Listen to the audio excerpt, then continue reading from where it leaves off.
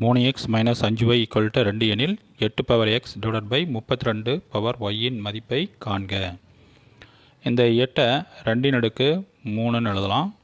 the whole power x divided by 32 2 அடுக்கு 5 எழுதலாம்.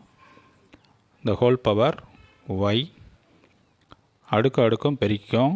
அப்போ 2 அடுக்கு 3x divided by 2 அடுக்கு 5y. அடுக்கு விதியின்படி பொதுவாக 2 எடுத்துக்கலாம், அடுக்க கழிச்சிக்கலாம். அப்போ 3x மைனஸ் 5yன்னு கிடைக்குது. 3x மைனஸ் 5yக்கு 2ன்னு மதிப்பு கொடுத்துருக்காங்க. அப்போ 2 அடுக்கு 2 இதனுடைய மதிப்பு முழுசும் 2 2 அடுக்கு 2 4 என்பது ஆன்சர்.